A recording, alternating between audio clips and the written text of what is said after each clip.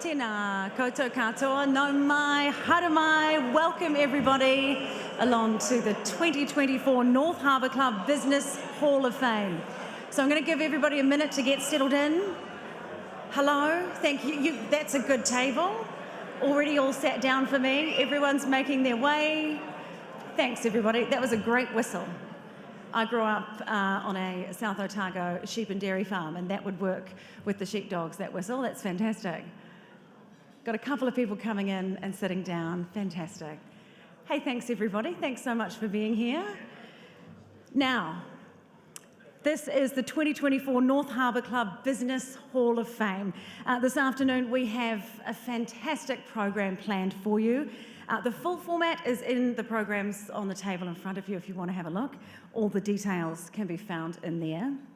Now today, we're all going to share a memorable experience as we celebrate two extraordinary people who have gone above and beyond in their lifetime to give back to the North Harbour region and to the community. And for their contributions, today they will be inducted into the North Harbour Business Hall of Fame. I think we should give them a big round of applause just to get going. Jolie, Hodson and Martin Cooper.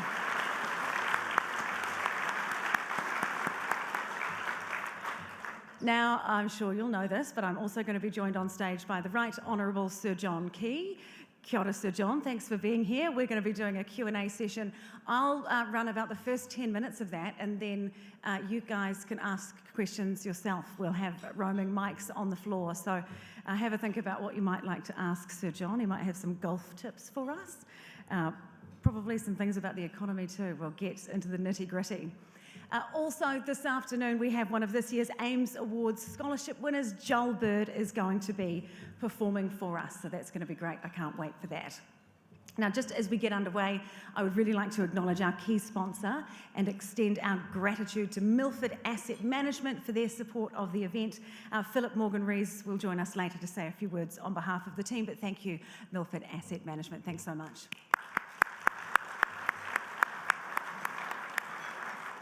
And also a big thank you on behalf of the club to Golf Warehouse, to the Golf Warehouse and their MC sponsorship. Thanks for having me. Thank you, Golf Warehouse.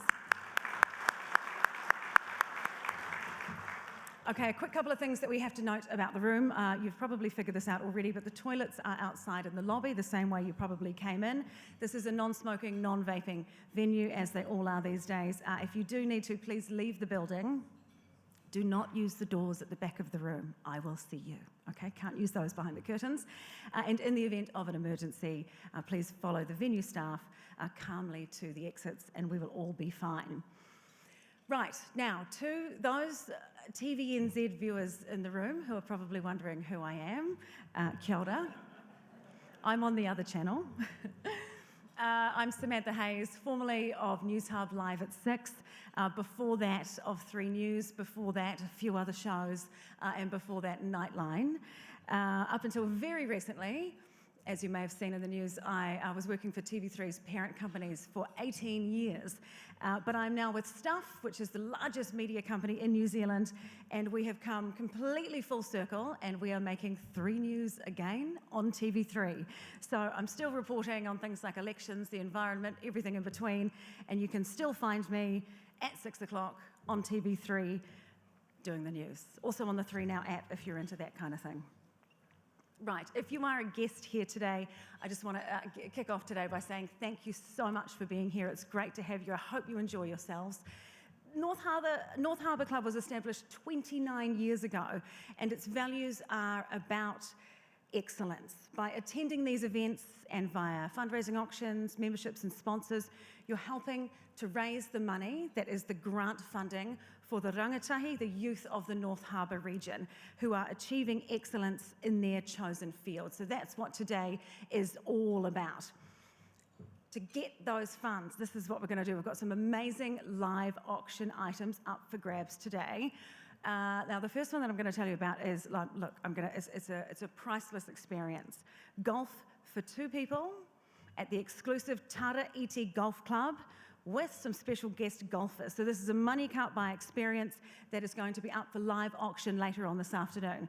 It includes a round of 18 holes at the exclusive Tara Iti golf course for 2 people, joining Sir John Key. Are you any good at golf, Sir John? I think he's pretty good. And so with Sir John and with Golf Warehouse Chairman, founder Eric Fazenkloot. You also get return helicopter rides from the North Shore, caddies and lunch, and probably a few glasses of wine are included also. So this was very kindly donated by Eric and Sir John. Thank you so much. This is going to be an amazing experience.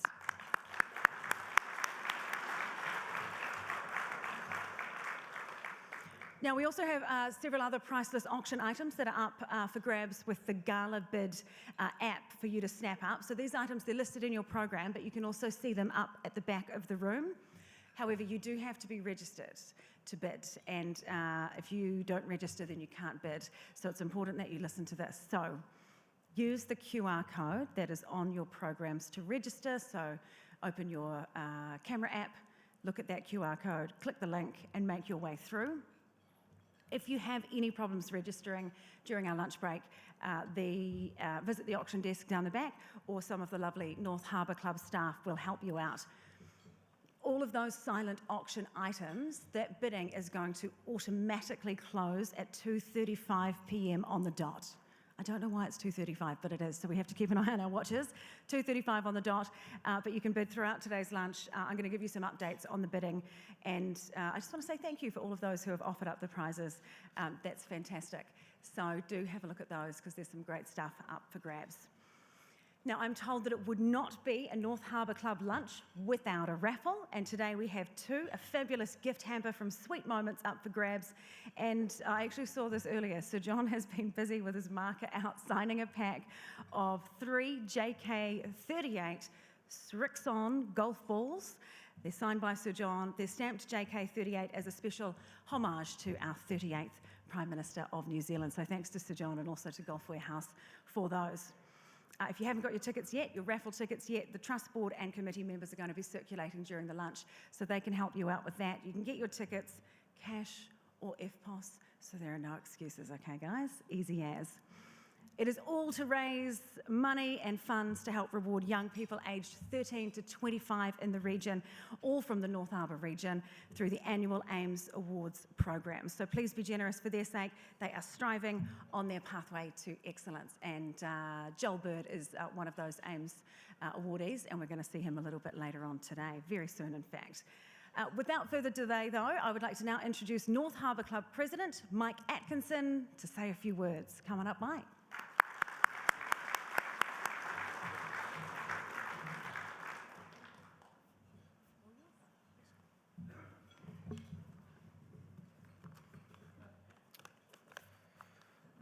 Well, welcome everyone. My name is Mike Atkinson, and it's my absolute privilege to be the club president for this amazing club. Now, there's a couple of people behind the pillar I may not be able to see. Obviously, I'll pop my head around, make sure that everyone's paying attention for the next few minutes while I have centre stage, make it all about me for a couple of minutes. So that's great. But we are actually here to celebrate 2 really special people that are being inducted into the Business Hall of Fame a little bit later on, as Sam already mentioned, Jolie, Hodson and Martin Cooper. But I'd also like to extend a warm welcome to their friends, family, colleagues that have also come to support them today. And of course, obviously to the North Harbour Club members who are also here today to support this event. There's a slightly different format this year, and I think it's great to see the number of people in the room that are here to celebrate excellence, particularly in a time when sometimes it's difficult to celebrate excellence. Often we're being pushed back down, the tall poppy syndrome kicks in, but this club is unashamedly here about excellence and rewarding excellence. I'd obviously like to extend my gratitude to Milford Asset Management for their sponsorship. They've been involved since 2016. It's not possible to run this sort of event and to recognise the Business Hall of Fame laureates without their support, so I appreciate the years of support. Thank you guys for that. Also, as Sam has also mentioned, again, a big thank you to Eric and the team at the Golf Warehouse. Thank you so much for your sponsorship, obviously for our MC, but our outstanding auction item today as well. Now, I know when we get into a live auction, some people are a little bit afraid to bid. Don't be. And if you've got the T-Rex syndrome, the short arms and the deep pockets, Don't worry about that either. We can find ways to fix that. So do feel free to put your hands up, participate. How often could you say to your friends, perhaps, that you had a chance to go and play a game of golf with Sir John and to be involved in that auction? So do get involved. Also, I'd like to just quickly acknowledge a couple of key people who are important VIPs in the room. We've got our new North Harbour Club patron and life member, Gary Monk. So welcome to you, Gary. We've got, obviously, the Right Honourable Sir Stephen, no, it's not Sir yet, Stephen Joyce in the room. I saw you before, Stephen. There you are. Welcome along. And also, thank you for your support at the club. Life members, Joan Finlayson, Aidan Bennett, Prof Ian Hodson, and Peter and Michelle Wall. Thank you for coming along today. And of course, our guest speaker, the Right Honourable Sir John Key, a man who doesn't need a lot of introduction, and of course, someone that we're going to look forward to hearing from a bit later on. So again, really lucky that we've got Sir John back. He's been a great supporter of the club over a number of years, spoken at many events in different forms, either as Prime Minister or when we had the Knights lunch a couple of years ago, which was good fun. We're also lucky to have some of the other Business Hall of Fame laureates in the room today. If I missed someone, I apologise. I've seen a few of you around, but we've got Eric Fazenkloot, Craig Heatley, Ian Jackson, Aidan Bennett, Gary Monk, and Jan Dawson. So welcome to you all, and it's great to have you guys in the room today as well. Obviously, with everyone's involvement in the club, the various contributions that we get, it's not possible to do the charitable activities that we do without those contributions, and it is the backbone of this club. It's been around for 29 years, and we're celebrating 30 years next year. So the club was set up by some key individuals, including Ross Finlayson, all that time ago, focused around rewarding youth in the North Harbour region. And so as Sam mentioned, we are trying to also fundraise for that today and acknowledge the support of those who have provided auction items and as we go through the gala bid. So thank you very much for that. But at the other end of the spectrum is the youth, and the AIMS Awards, the application for that process starts in about 10 days. So the AIMS for 2025 will kick off shortly. That'll be our 30 years of AIMS. And if you're new to the club or you haven't been to one of these events before and you don't know what I'm talking about, the AIMS Awards is all about rewarding youth in our North Harbour region. And every year we give away a couple of $100,000 in awards to people that are doing amazing things. And some of those alumni, and in fact I was talking with Gary before, we've got about 14, I think we counted, through the Olympics at the moment. So AIMS is an acronym. It stands for Arts, Innovation, which includes science and technology, music, education, sport, and service to the community. So if you do know a young person that's aged between 13 and 25 who are achieving excellence, world-beating things, who live, work, train in the North Harbour region, and that goes from really north of the bridge, out west to Helensville, bit of an old stomping ground for John, up to Warkworth, and so in that entire region. So I'd encourage you to, if you know those young people, to apply online at aimsawards.co.nz. The talent is incredible. And the thing that you'll notice with some of these guys, and we've got some alumni in the room, and we're going to have a performance shortly, but a lot of these winners are excellent at 2 or 3 things, not just one, which is really annoying when I sit there and I see these great kids do amazing things, and I think, what on earth have I done with my life? But we're going to hear a bit later on from Joel Bird, so he's going to perform for us. So he was an AIMS scholarship winner this year in the arts. We've also got in the room Sarah Mitchell, who won a 2012 Emerging Talent Award and a 2013 AIMS Award for Innovation. And Matthew Flynn is also in the room, 2003 AIMS Award winner for music, and then changed tack, and in 2007 won an AIMS Award for education and the Supreme Award, and is also a barrister. So welcome to our alumni in the room. So while the AIMS Awards might be at the beginning of our winners' journey, of course we are thrilled to acknowledge those that are perhaps at the other end of the spectrum, where we can celebrate our laureates' business success, their philanthropic contributions, not only to the North Harbour region, but to New Zealand as a whole. The people that we, I guess, acknowledge through this process are indeed excellent at what they do. And my request, or my plea for our laureates today, and indeed those that have previously won, is to find ways to connect with our AIMS alumni. Guide, mentor, support, and impart your knowledge and experience as our young future leaders strive to seek excellence themselves. So as a Business Hall of Fame laureate, you do have a responsibility, and I'd like you guys to really see if you can take that and find ways to support back to the youth. And as a club, of course, we do offer that full journey all the way from AIMS Awards through to the Business Hall of Fame. And as great leaders don't often set out to be leaders, they set out to make a difference. And so today we're here to make a difference, and if we can certainly support our AIMS alumni, that would be fantastic. Finally, in terms of some thanks, I'd like to just thank our sponsors who continue to support the club. We appreciate your loyalty, and we wouldn't be able to do the things that we do without sponsors. It's a tough economic environment right now, and I know everyone has a choice, and you had a choice to be here today, and I appreciate you making the choice to come here to continue to support this organisation. If you're interested in either joining or supporting, if you are a guest today, then do feel free to reach out to one of the team. There's the operations staff walking around, or myself, and happily we can give you some more information. Just finally, I'd also like to acknowledge some of the people that are really important for today's event. So we've got Epicura Catering, obviously reasonably important, so we can have something to eat. Auckland Conventions, Live Wire, Benefits, who continue to support the club and do all the collateral for us. Euro Vintage with some fantastic wines, so do take advantage of that. Obviously our MC sponsor, Golf Warehouse, and our platinum sponsor for this event, Milford Asset Management. I'd also like to thank the club staff, our operations team, for making this event possible. There's a lot of behind the scenes activities that are required to do this. And of course, once again, thank you to our guest speaker, Sir John Key, and our MC, Sam Hayes. Just to close, I'd like to just share a quick video with you from this year's 2024 AIMS Awards.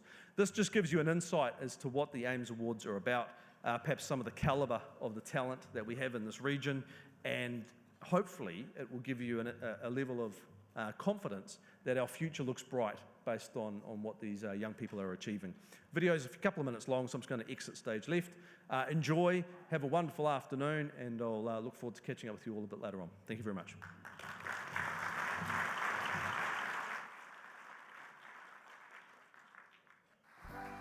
It's my privilege to welcome you all this evening to the 2024 AIMS Gala Dinner. There is no other organisation like this, and it makes me so incredibly proud every time I stand up here before you. It's an amazing community and an amazing club to be part of.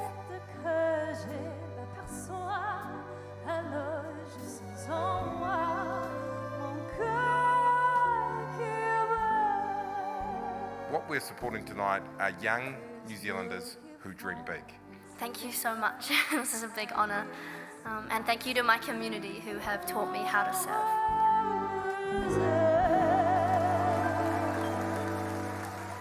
Greatest pleasure that we welcome you here tonight.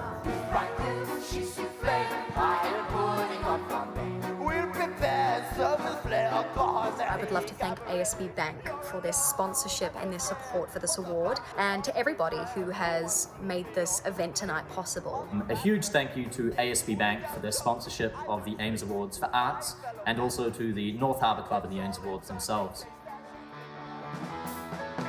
Each morning I get up at night, can barely stand on my feet. We are so lucky to be hearing a lot of these talented musicians tonight. It is a massive honour, and I will continue to strive for excellence in the spirit of the award.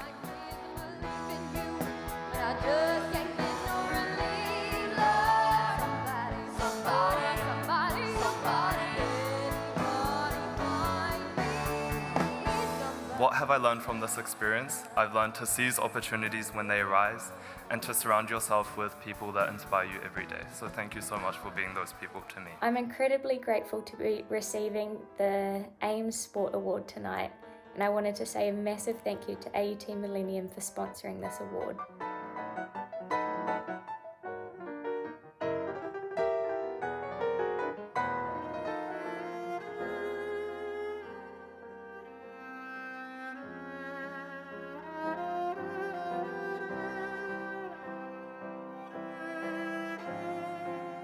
I'm deeply honoured to receive the AIMS Awards for service to the community tonight.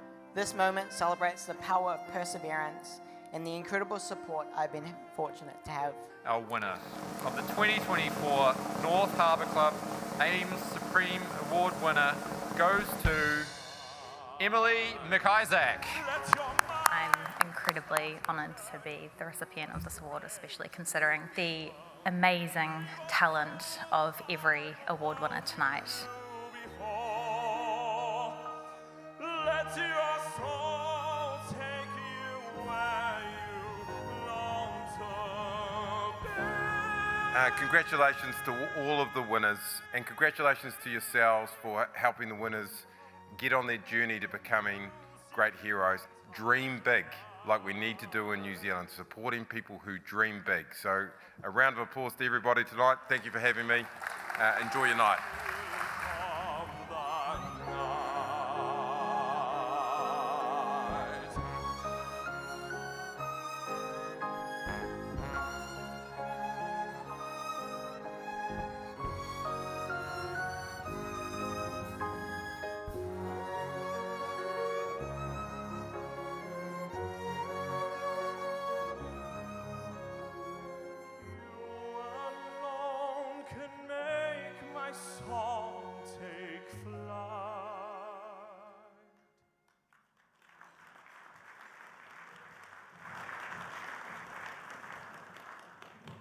Wow, I don't know about you guys if you've been watching the Olympics lately, but whenever anybody wins, I get quite emotional.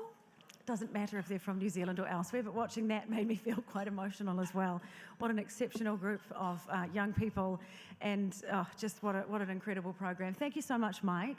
Were you saying 14 alumni are at the Olympics now, or have been through the Olympics? Been through. That is, I mean, the program is working. Incredible. That's so great. Well done.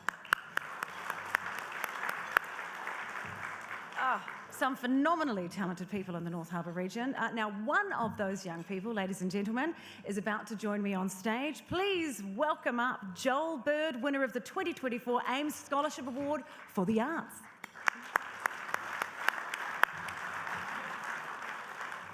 So Joel is going to play us a couple of songs once he gets all plugged in and organised. Joel, can you tell us a little bit about your music before you get underway? Yep, so I've been playing guitar and singing for probably seven or eight years now, and in that time I've got into rock bands, and recently I've become like a jazz musician at high school and everything, and I'm looking forward to going to university to study jazz, and I also do theatre and a lot of acting, so I'm looking to do a conjoint at Auckland University next year in that, so yeah, it's quite exciting. Just a quiet overachiever here, I love it. Tell me about winning the AIMS Scholarship. What did it mean for you? How did it help you? Yeah, it was great. Winning the AIMS Scholarship was just a real boost in confidence, and it's just given me the hope that I can go on and achieve my goals and my dreams, and just, yeah, it was a really great support. And the funding's also great, as I said, for tertiary studies next year, as well as getting musical equipment as well to keep supporting me. So yeah, it's great. So you'd recommend going through the process and getting, inspiring others to sign up? Yeah, definitely. Like, to anyone that's wanting to do it, I'd say just to give it a go, because it's just been great. The experience that I got from applying and interviewing was really amazing. So yeah, no, it's been a great experience, and I'm really grateful for it. Fantastic. Now, I've seen Joel on stage with his band for Smoke-Free Rock Quest, which was incredible. You're here today by yourself. Can't wait to hear you. Take it away. Thanks so much. Thank you. This first one is called Sultans of Swing by Dire Straits. Hopefully some of you might know it, but yeah, hopefully enjoy. Awesome.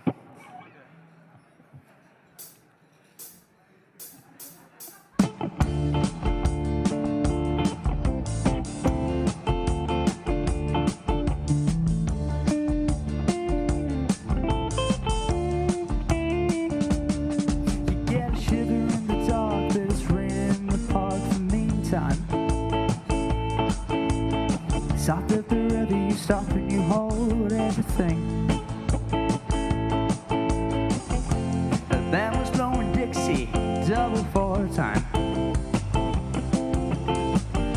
You feel alright when you hear the music ring.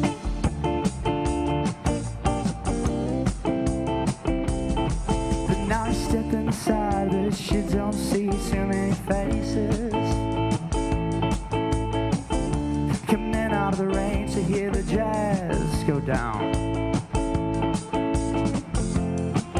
Competition in other places. Oh, but the horns, they blowing that sound. Way on down south. Way on down south in London town.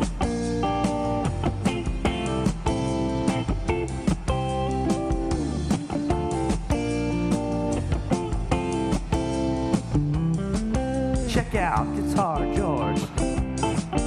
He knows all the chords. Man, he's strictly rhythm. He doesn't want to make you cry or sing. They sing an old guitar is all he can afford. When he gets under the lights to play his thing.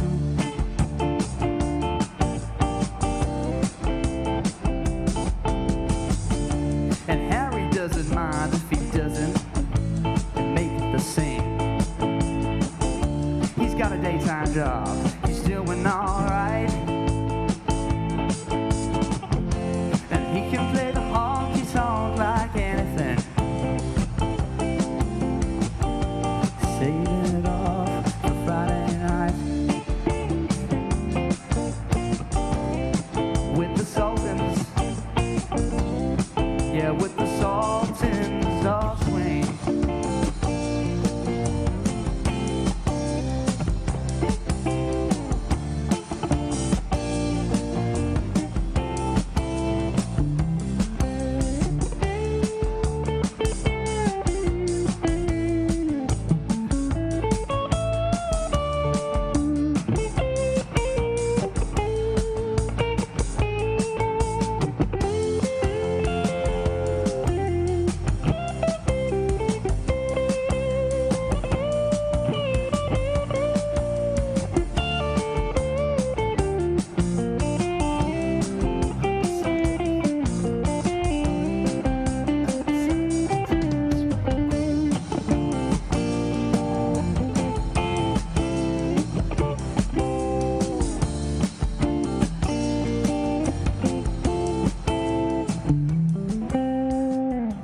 Thank you.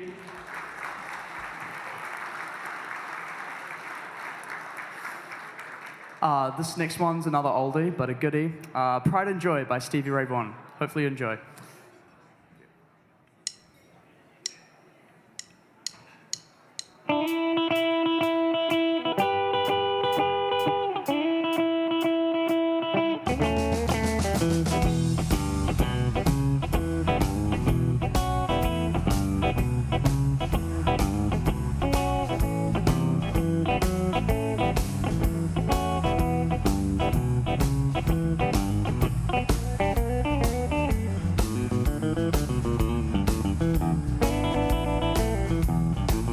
Well, you heard about another gift inside to the blind. My little baby cost the sun to shine. She's my sweet little thing. She's my pride and joy. She's my sweet little baby. I'm her little lover boy. Well, I love my baby, my heart and soul. Love like yours won't never grow old. She's my sweet little thing. She's my pride and joy. She's my sweet little baby. I'm her little lover boy. Yes, I love my baby. She's long and lean. Stick with her, you see a man get a mean. She's my sweet little thing. She's my pride and joy. She's my sweet little baby. I'm her little lover boy.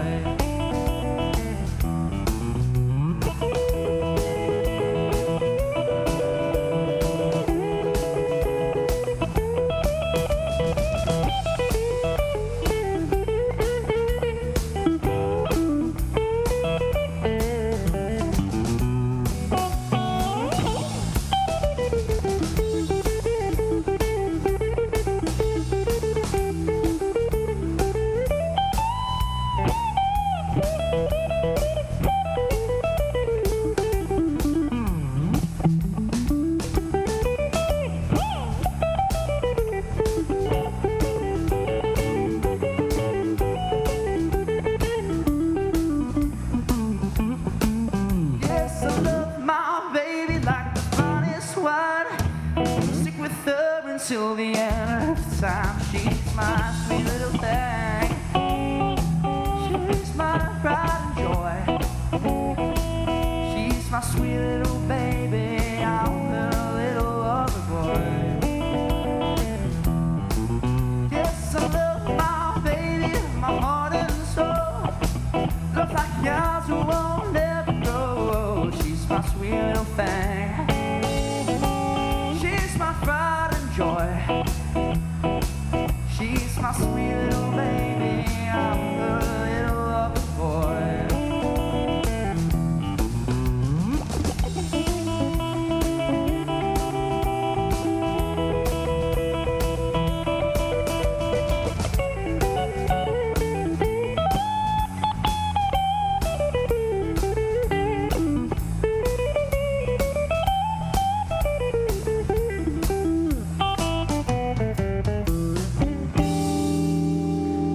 Thanks, everyone. Hope you enjoy the rest of the event.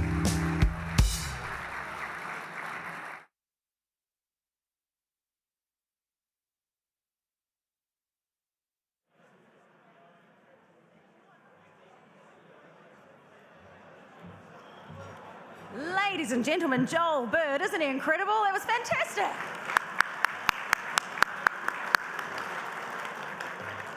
Wow, I wish I had that confidence when I was that age. That's amazing. Okay, so ladies and gentlemen, we're going to serve lunch shortly. Just a couple of things before we do. If you do have dietary requirements, don't worry, we're taking care of you. The staff have your seating details and they're going to look after that for you. Now, during the lunch, as I mentioned earlier, the staff or club members are going to visit your tables. Shh, thank you for that. Thanks for whoever that was down the back. They're going to visit your tables for the raffle tickets.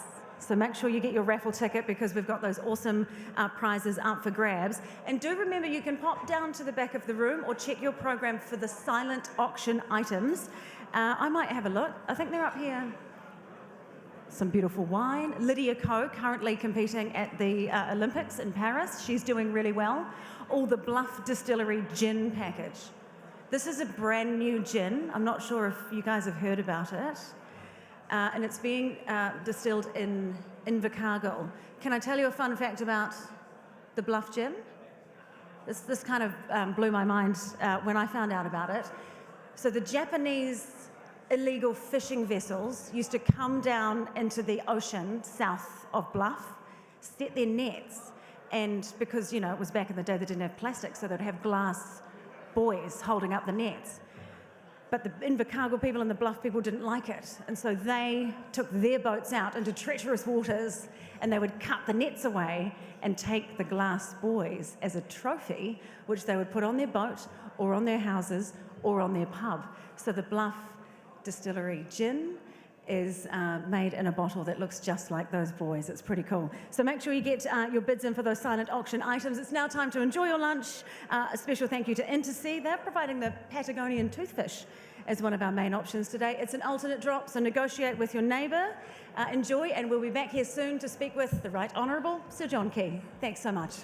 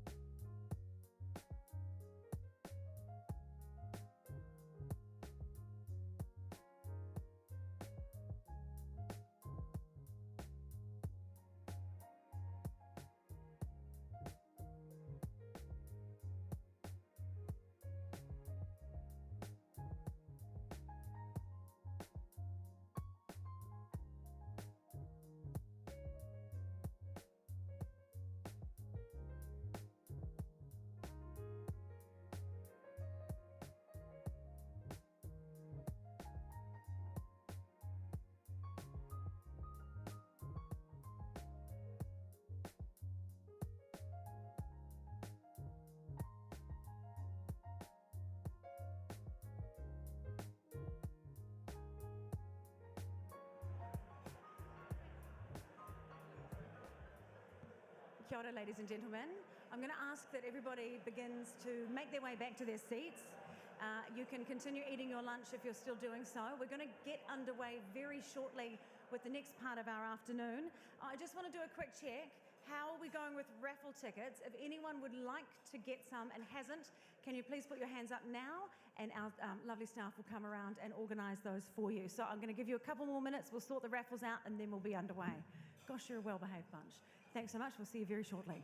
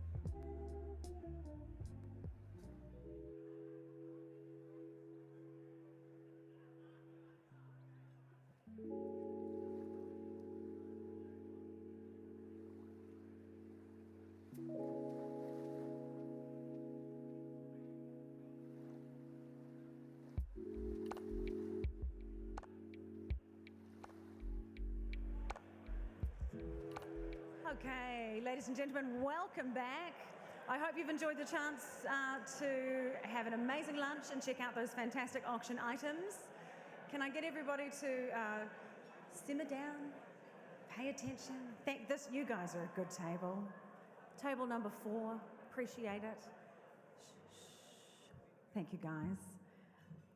Has everyone enjoyed their lunch? Delicious? Amazing. I thought it was very good.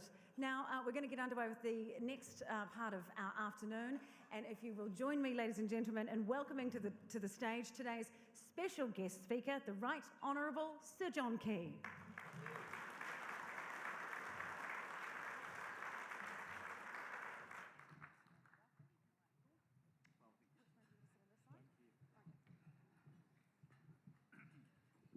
Kia ora.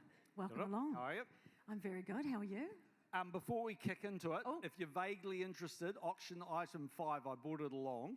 It's a 1986 bottle of Chateau Lynch badges, but the interesting bit, signed by David Cameron when he was Prime Minister, and when I was Prime Minister, and he gave it to me at Checkers.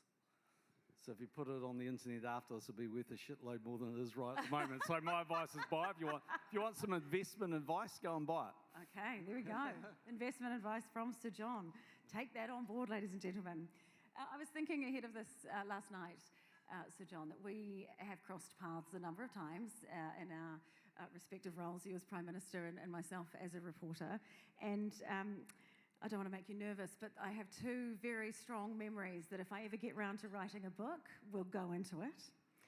And both of those stories involve plane cockpits.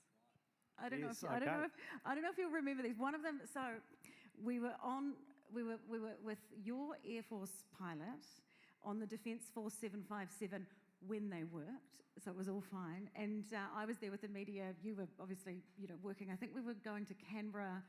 You were meeting with Julia Gillard, and the Air Force pilot invited me to go up to the cockpit. And so up I went, because this is post 9/11, you're not allowed to do these kind of things, but, there are no rules apparently when you're with the Defence Force. And so up I went. I probably shouldn't say this bit, but the pilot did give me his hat to put on, and I put it on. I mean, you'd put it on, wouldn't you?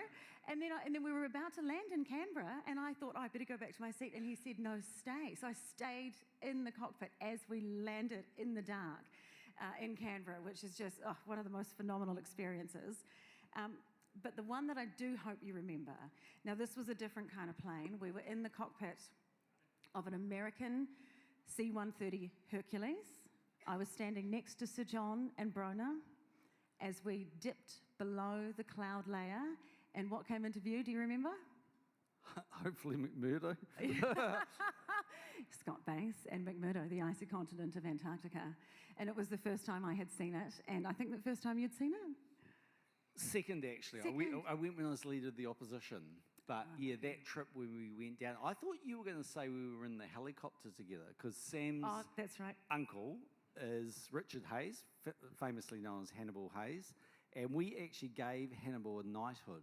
He's a search and rescue, the most, I think he would have the most number of hours of any helicopter pilot. In fact, the Americans used to think it was incredible. He had something at that point like 37,000 hours flying a helicopter, and he used to go out and fly and rescue people under the most incredible conditions. And he flew us for about 8 hours around the ice one day. We went out to the dry valleys and all these things, but my lasting memory of it was we were in the helicopter and Brona was in. She hates helicopters, but vaguely trusts Hannibal Hayes. She'd think after 37,000 hours, she'd think it'd be all okay, but she was still a bit jumpy. So anyway, after a few hours, everybody calmed down. It was all good. And then he said, let's go up to the top of Mount Erebus. And so we were at 13,000 feet over Mount Erebus. And that's when it really went quiet. And then he went, oh, God, the clouds come in. So that wasn't the best thing to say. And then he said, oh, yeah, I think I can find a few holes. And then he weaved his way down. It was all great. But that's what I thought you were going to say. I've heard this story from my uncle's point of view, and he was a little bit worried about that cloud. A little bit worried, yeah. Well, there's a big crater there you could go into. Quite a large crater. It's an active volcano, Mount Erebus, as we know. So my question to kick off, Sir John, how do you go from being the Prime Minister, where you get to, be in the motorcade around Canberra and all different parts of the world, you're meeting Barack Obama, you're flying down to Antarctica. How do you go from that to not being the Prime Minister? Simple terms, very rapidly when you resign. It was like, well, Max is here today, my son, but he used to say, he reckoned I'd lost the use of my arms because I'd never open a car door, because the rules are you're not allowed to open the car door when you're Prime Minister. Little known fact, most people probably don't have to worry about this, but most assassination attempts, clearly not the one Donald Trump went through, happen outside a vehicle, because that's the time that they think you're most vulnerable. So that's why when you stop and the Prime Minister's car stops, the police officer gets out of the front of the car, there's already a police officer in your car, and there's another police officer in the car behind you, and they get out on each side and they have a look at everything, then they open the door. So the very first thing I had to do was learn to open the car door, apparently. And then this shit about going through security at an airport, that's just nonsense, eh? Like, honestly, do I look like I'm going to do anything dodgy? I mean, I don't know. It used to be great. I'd sail through. I'd get out there 3 minutes before the plane left. It was great. So, yeah, there was a few adjustments in lifestyle behaviour post-Prime Minister. I think it would be the motorcades, you know, because you're moving swiftly through a city and not, motorcades. Yeah. As the media, we would be in the slipstream of the Prime Minister's motorcade, and it was a thing to behold. You're holding up the entire city, but at least you get to the airport on time. When you're in Vietnam, it's quite cool, because they obviously have like an instant fine system, and people are on bikes and stuff all the time. So if the bikes get a bit close to your motorcade, one of the police officers just leans over with a baton and bashes off the wing mirror. Oh. And that costs them like $10 to fix up, and that's the instant fine. Oh my God. Yeah. You do it twice, they belch you, and that's a really big instant fine. But yeah, no, that's how they do it in Vietnam. That's quite the good insight I didn't think we were going to be getting today. No, there we go. Yeah. There we go. Yeah. So what are you up to these days? You're no longer the chairperson of ANZ. What are you filling your days with at the moment? So I am involved in 2 or 3 companies. So I'm on the board of Palo Alto Networks, biggest cybersecurity company in the world. I chair what was a sort of New Zealand startup. We've actually been around for a long time, but we're not technically a startup, but we're doing extremely well. A company called Oratain, which does track and tracing. But to go through and explain it, but it does DNA testing of where something, where a fabric or an item comes from. So with incredible precision, we could tell you an animal what paddock it was literally in. So the reason that's important is in America, the Trump administration brought in a thing called the Labour Force Protection Act.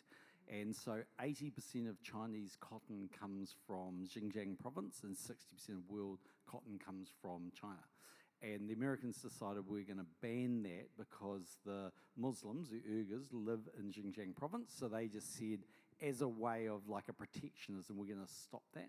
And we have the only database in the world that can test that. So if you're Nike and you're bringing in a T-shirt that you want to sell, it's against the law to have cotton from Xinjiang in it. And so we're the only people in the world that can test that for you. So Customs and Border Protection use us, a bit like the police officer with drink driving, testing. So we do that. And we can do anything. We can do big deforestation stuff. So Starbucks is going to put us on every coffee cup in the world to say that their coffee was harvested and from a place that didn't have deforestation. So quite an interesting That's great, isn't it? That's fantastic. Yep. And then the third one I'm on is a company called Forterra, amazing company, which is, believe it or not, produces green concrete. It's a very, again, complicated story, but is absolutely flying. Lower emissions and better very low emissions, yeah. Okay. So concrete, this is the thing with emissions, biggest emitter in the world, generally speaking, I think, is transport, and number 2 is industrial production, basically. But the third is concrete. So concrete amounts for 8% of world emissions, and the reason is you have to heat a kiln to about 1400 degrees. So what we've worked out in the technology, it's taken a bit, but we've got there, is we're the only guys in the world that can heat a kiln to half that level, and then we embed the CO2 into it, because we looked at nature, basically, looked at a coral reef and said, okay, how does coral get produced? And the answer is it embeds CO2 in the production of coral. So this company, it's a complicated issue, but it's, like I'd say it's worth $1 billion, but I think we'll float next year for 5. Wow. 4 or okay. 5. That's the kind. This is really interesting, because I remember when I was a reporter, I was an environment reporter, and we pressured you to go to COP15 in Copenhagen when you were Prime Minister for the big climate change conference over there, and you always said technology. we need to invest in technology because technology is going to help us out of this. And it's great to see that you're actually involved with that. Yeah, well, originally when I didn't go, Greenpeace did a fundraiser for me, sausage sizzle. They did? Outside Parliament to raise money because they thought it was because I didn't have the cash. And to offset your emissions. Never got the money. It was very disappointing, but I did go. It was good you were there. I did go. Do you remember the Barack Obama flash mob? Yeah. And I saw you at this. So the whole conference went crazy. So this is the entire world is there. Barack Obama and Xi Jinping turned up, and inside the conference, words spread rapidly. It was just, whispers through that Barack Obama was about to hold an impromptu press conference. So we hightailed it, got in the room. It was a big fire situation, risk problem. People were getting held out. People were getting very aggressive about getting into this theatre. And then I'm up the side waiting. We're all waiting for Barack Obama to turn up. And then Sir John pops up next to me. And I said, "What are you doing?" And you said, "I'm here to see if Barack's coming." That whole thing was a cluster. I'm sorry, but it was in Copenhagen in winter. It was freezing. There was this much snow on the ground. It was a disaster. They nothing got achieved, and the whole thing was terrible. And so anyway, and my guys made me go along with Greenpeace. So I went. So fair enough. Okay, we went, and they had this lunch, and the lunch happened on the first day. And they said, right, you got to go along, you got to go to lunch. And it was like 12:30. And nothing had happened. Obama had been late, nothing was working, and the whole thing was just a nightmare. Anyway, eventually Foreign Affairs say, you got to go to this lunch. And I go, I'm not hungry. They go, well, you got to go. So I go, okay. So I go along, I walk up to this thing, I swear to God, it's 12:40. I'm the only person in the whole hall, and there was like hundreds of leaders there. So I go, what in the door? Can they show me to my table? Like, I've got a lot of choice. So I'm sitting there, and Robert Mugabe walks in. And I just looked at him. He came, he sat next to me, and he shook hands with me. I said, look, I'm really sorry, Mr. Mugabe, but this day is going from bad to worse. And a photo of you and me together ain't going to play well. So spot you later. And I just walked out and got a hamburger out with the punters basically outside the front of the thing. I just couldn't be bothered. That's a great story. Yeah, it was. Yeah. The situations you find yourself in as Prime Minister. Me and Bob Mugabe, that you didn't expect. Yeah. Oh my gosh. Just going back to your Palo Alto business, when the CrowdStrike botched update happened and 8.5 million computers around the world were impacted, including many airports such as Heathrow. Yeah. In Japan, 3 American airlines were calling for all flights in America to be grounded, which, by the way, the last time that happened was 9/11. Yeah. What were you thinking, being in a similar sort of business? Thank God, Palo Alto Networks. So we compete with CrowdStrike, and they were running around saying they were the fastest to get to being worth 100 billion. We were worth about 105 billion. So we were arguing, well, we've stayed there longer than you have. So initially I guess I sort of saw this thing and I thought, they must have a cyber attack. And then pretty quickly, obviously it turned out that they just had a technology upgrade, which they botched up. But I just thought they're going to face a huge number of lawsuits. I mean, as is famously known, I'm currently getting sued, as is the rest of the board is at Palo Alto, which is all just from, with the greatest respect, people who just want to pay out, that's why they do it.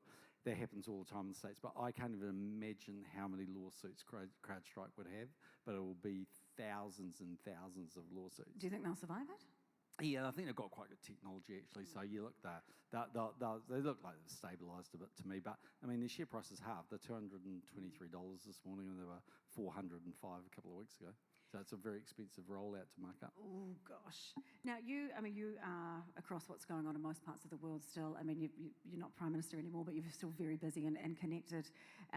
You've always had a great interest in America. You have a home in Hawaii. You'll have your finger on the pulse of the American election, I take it? Yeah, well, it's changing by the week. What do you think the Democratic nomination of Kamala Harris and now her new running mate, what do you think that's going to do to the race? Well, it's going to make it a lot more interesting. I mean, I think Biden had no chance of winning. I think he just philosophically, when he froze in the debate, that wasn't new. I mean, if you've really been watching the guy, I mean, that had been happening for a very long time.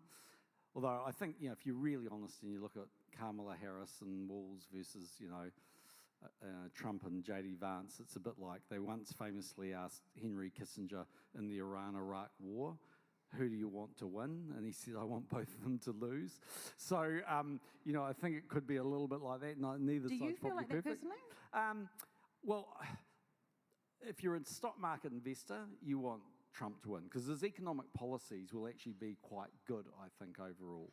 His personality's a very different deal. Kamala Harris will be really left-wing if you... I mean, socially, I'd probably more agree with her, because I'm socially liberal and economically conservative, but I think economically she'll take the United States a long way left. So I tell you what, it's going to be not that straightforward now, because I think people will want to buy the stock market big time if Trump wins, and they want to sell the stock market big time if Kamala Harris wins. But she is going to make it a lot more challenging for him than when Biden was there. If you had to put money on it either way, would you say Trump? Trump. I think Trump wins it. I think Trump wins it because it's not first past the post. You know, it's basically about the half a dozen sort of Rust Belt flyover states, you know, basically Virginia, Pennsylvania, Tennessee, Georgia, those sort of places. And I think on balance, believe it or not, JD Vance probably gets him there a bit better in those states, believe it or not. But, you know, I mean, go and have a look at... Have you read his book? I've got it on my bedside table. Okay. I cheated and watched the movie on Netflix. Yeah, I watched the movie too, yeah. So if you haven't halfway through the book. If you haven't watched the movie and you haven't read anything about it, it's Hillbilly Elegy is basically the book. Hillbilly Elegy, yeah. The Elegy, yes. And so basically, the long and short of it is, the whole thing's amazing. Like, he's brought up by a mother who was a heroin addict. She tried to top him at the same time with him by driving a car and something. His grandmother burns, poured petrol over his grandfather and lit him alive. The whole thing's just like crazy. You'd never believe it in your life. But that's America. You know, they might want to argue they're the United States of America, but actually there are 50 states which are radically different. And they're bound together by, you know, the federation, but actually they're all incredibly different. And what the people of, you know, Georgia think or Tennessee think is very different from what they might think in Los Angeles. So, I don't know, to me, I just think that in those battleground Rust Belt states, I think those guys are angry. And as I always say to people, you know, you may not love Trump, like lots of middle voters do not like Trump. And my wife particularly does not like Trump. And I go, Trump isn't the problem. Trump is a symptom of the problem. He only gets there because people vote for him. And the reason they're voting for them is they think they're missing out. They're living in those places and they think, I've got a bad life, China's stolen my jobs, the government does a terrible job for me, there's massive inequality, I'm not being treated fairly.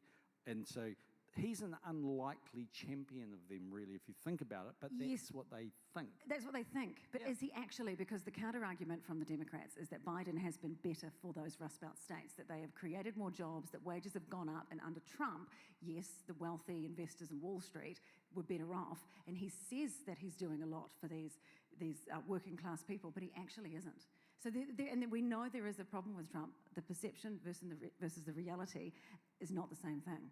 I think that actually, I think his economic policies as a general rule are right. I mean, he spent a hell of a lot on tax cuts, so you can argue about whether they were funded. You quite like those. Well, they did. And I think they work. But I think if you look at the basis of what they did, which was cut regulation, cut red tape, encourage entrepreneurship, all of the basic things which don't get any airtime coverage because they're all drowned out by whatever particular comment Donald Trump makes or whatever particular lawsuit he's in, they sort of mask the message. But if you actually look at, and this is the argument I've had with, you know, I even had with our guys, and Stephen Joyce is here, so I acknowledge Stephen did an amazing job of this, but right-wing politics should give up fighting some of the moral issues, I think, because they're not going to win those, and anyway, half our voters are one way and half the other.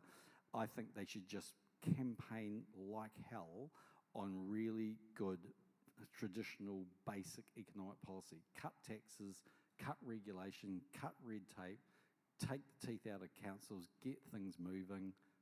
That stuff works, and it's proven to work everywhere in the world. Okay, well, let's have a look at New Zealand, because the current economic climate here is tough. Kiwis are doing it tough. Everything seems to be getting more expensive. Interest rates are high and not moving. People are going out of business. Do you think that the Reserve Bank and the current coalition government have got the settings right? Well, I don't think the Reserve Bank's got the settings right because interest rates are clearly too high. But I mean, I think if you look at it, the question now is not will they cut, it's when they cut, right? So you think they should cut soon? Yeah, I don't think they will actually. I mean, look, Some economists are still saying 2 days ago when the stock market was melting down in the US, I might have said to you, they'll have to cut. But I think the reality is, firstly, yesterday's unemployment data was just a little bit stronger than they thought it might be. I think secondly, if you look at Adrian Orr, he's kind of tied himself to all these comments in May, which he won't want to do a backflip on. So I think they cut, but I don't think they cut. I don't think they cut in August. I think they cut in October and November. So base rates are 5.5%. I actually reckon they'll either do. I reckon they cut 200 basis points. So I reckon they get down to 3.5%. There's 7 meetings a year. They've got 3 this year and 7 next year. So if they get there by the end of the year, they can either have eight cuts of 1/4 basis point. But what I reckon will probably happen is in the latter part of the year, GDP data will come out. They'll be horrendous, and they'll cut by 50 basis points 2 meetings in a row. That's where I reckon they go. Because the thing is really slowing down much harder than you think. Yeah. And you can see it in housing's the really big one. But like, I don't know if you looked at the spending data out today, but in bars and restaurants, year on year, it's down 7% from last year. And that's all because everyone's feeling poorer because either their house price is going down or they can't sell their house, or more of their income is being consumed on mortgage payments. Yes, yeah. And those job figures that you were talking about, 4.6% is the unemployment rate. This time a year ago, it was 3.6%. It's hard to slow down the economy, counteract inflation without causing a recession, without things getting too hard for people. That's part of the problem in America right now, isn't it? But what can the government do at the moment to make things better for Kiwis? Yeah, so, I mean, firstly, tax cuts will help. I mean, whatever you argue. I mean, one of the reasons why people aren't, basically, well, let's take a step back. Most people consume everything they earn. Despite what you think, actually, we all think, like a lot of people in this room would sit there and go, oh, that's not true, I save money and I have all that stuff. That is actually not correct, okay? So just to give you an idea, when I was chairman of ANZ, when COVID-19 came around, 58% of all people we bank at ANZ went into COVID-19 with $5,000 or less in the bank. So most people spend 100% of what they get. So if they earn $1,000 a week and they pay $100 for petrol and $900 and everything else, and petrol prices double, they spend $200 on petrol and they spend $100 less on something else. And it's what we would say they trade from steak to sausages. They're still eating, but they buy less expensive things. Mortgage rates are doing exactly the same thing. They've effectively doubled, and what they're doing is they're sucking a lot more disposable cash out. So if you can increase that disposable cash, and that's sort of in the form of pay increases or tax cuts, those things absolutely do help. So the government's doing the right thing there. I think basically trying to cut some of the bureaucracy and get things going. I mean, the government should be spending less in the economy, not more, despite the fact that it slows the economy down. It's the private sector that should be spending money, and the only way to do that is engender confidence in them that they actually can run a business. And at the moment, you go and try and get a consent for something. You try and do things, but it's very challenging. So that's the stuff the government can do. I think the big wild card and danger for them at the moment, funnily enough, is, and we're only just starting to see it, is there could be an energy crisis. Like, honestly, energy prices are going through the roof. Lake levels are not that high. And here's your real danger. If they have a real energy crisis, then actually what you'll get is you'll get rising power prices, which actually add to inflation, right? At the very same time where the economy's slowing, and the fact that you don't have energy will force contraction in the economy. And don't forget that the Reserve Bank's sole mandate now is inflation targeting. So they just worry about whether inflation's 1% to 3%. They don't even have to worry anymore about whether unemployment's going up or anything else is happening. So energy could be the wild card that really causes the government problems in the next 6 months. Any chance you could become the Reserve Bank governor at any point? Oh, God. Stephen, you want to be Reserve Bank governor? Yeah.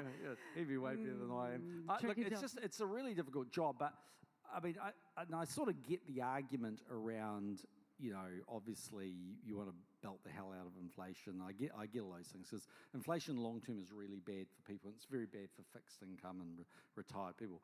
But a lot of the things that it seems to me that the Reserve Bank look at are lagging indicators. So, basically second order effect. In fact, I heard Stephen on the radio talking about second order effects where a council puts up rates because its wage bill's gone up. Well, that was happening from something they were doing 6 months ago, right? If you look at the sort of forward-leaning indicators, like what's happening out there today, the answer is everything's stopping quite dramatically. And just go and have a look at, see whether you can get a restaurant reservation, see whether you can actually get a plumber or a builder. Go and have a look at real things that are happening out in the economy. And I think they spend way too much time in Wellington and not enough time walking around building sites. Actually speaking to people. Now, we're going to open up to the floor for questions. So if you do have a question, pop your hand up, please. And we've got a couple of microphones that are floating around the room. Has anybody got a question? I mean, I can keep talking all afternoon if we want to. Does anyone have a question? There's one down the back of the room there. While we have a microphone right there. Could you stand up and just say your name and your question clearly into that microphone? Thanks so much. Hello, Sir John. My name's Mike Single. The question I've got for you is that I was around for the 87 to 91 recession, and that was driven by the Reserve Bank deciding interest rates had to go up despite the fact we'd had a share market crash and we suffered pretty tough times for 4 years. We're going through something fairly similar at the moment, and I would challenge that the mistake we're making is we're focused only on using interest rates to fight inflation. And no less than Don Brash, amongst others, have suggested we should be in fact using KiwiSaver as a compulsory saving tool. And when we want to cut supply, we just increase the rate of KiwiSaver from say 3 to 6%. That reduces money supply, puts the money back into KiwiSaver, but not the Australian banks. And so my question to you is, do you think this blunt instrument, which basically is driving our economy onto the rocks, is the way to go? Should we be looking at other alternatives, and particularly the one I've suggested, which is using KiwiSaver as a means to control money supply? Thank you. Yeah, well, you can take money out of the money supply by doing that, but don't forget, not everyone's in KiwiSaver. KiwiSaver is also matched by employers, so you'd be taking money out of business. It wouldn't just be the direct contribution you're making yourself. It's kind of it would be a way of doing it, but then people can opt out of KiwiSaver for all sorts of reasons. There's just a million different things. I mean, I think the simple answer is this stuff is never easy, but partly it's about actually you see, partly why you're wanting to raise interest rates when you do that is you are wanting to send a signal that things are overheating.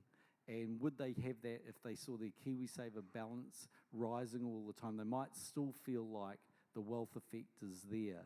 In essence, you're trying to do a couple of things: take the money out and tell them to cool their heels. So if you look in China, I was in China a week and a half ago, and the interesting thing in China is it feels to me just on the ground, walking around, like it's really slowing down, and their numbers would indicate that it's starting to do that.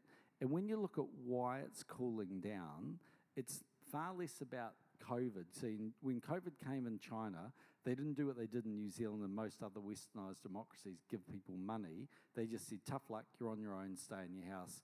Good luck with that. Hope it works out well for you. If you starve, you starve. That's what they did, right?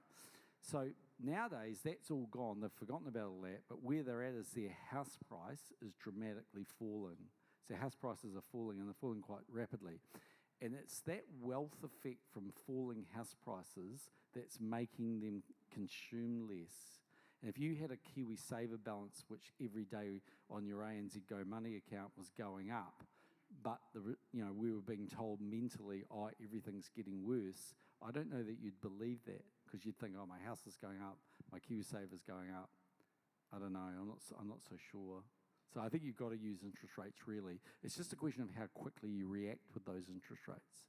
And that's the challenge, I think. Okay, any other questions from the floor? Be brave. While we're waiting for somebody that might want to ask a question, just pop your hand up even while we're talking and the microphone can come to you. I'm going to go back to you being Prime Minister. Biggest accomplishment, biggest regret?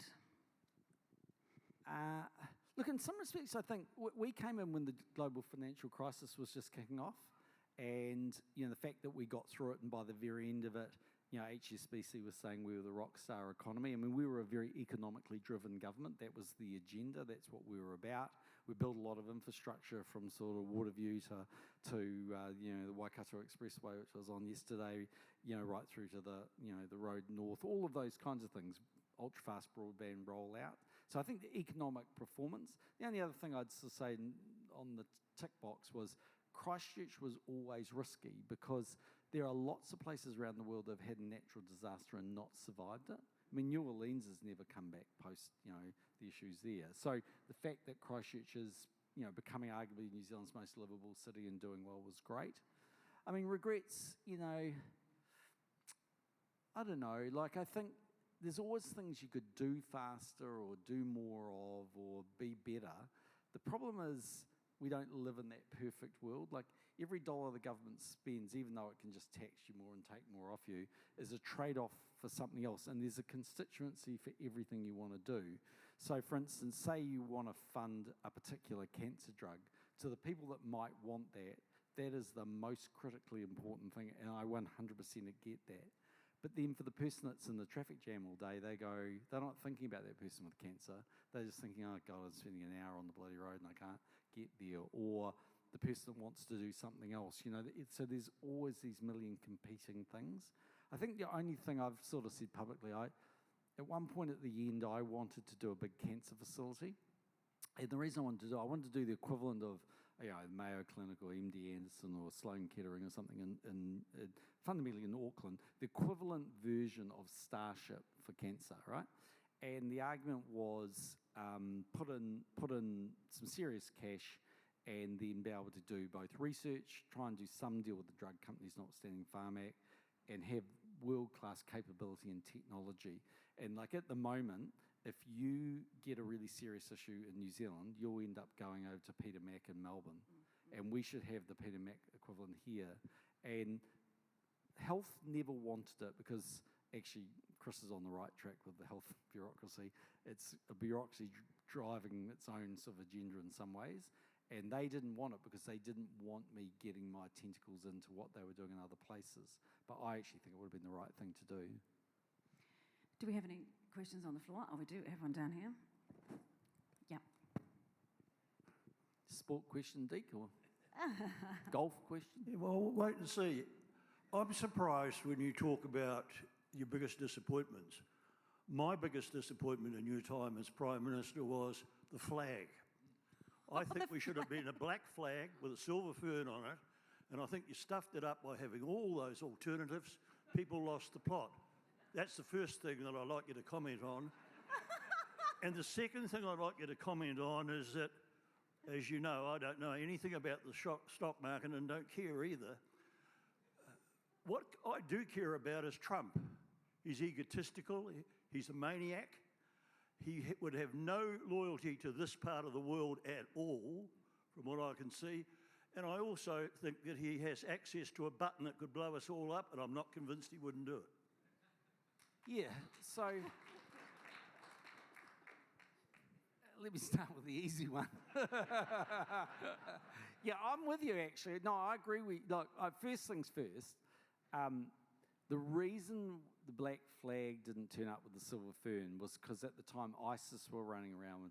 I mean, they didn't have the silver fern on it, but yeah, I know. But that was sort of the concern. But okay, just to the risk of going back on the flag debate, basically, I actually, this might come as a surprise to you, I could make an argument to you mentally, I don't care what's on the flag, right? I honestly don't care what particular thing is on that flag.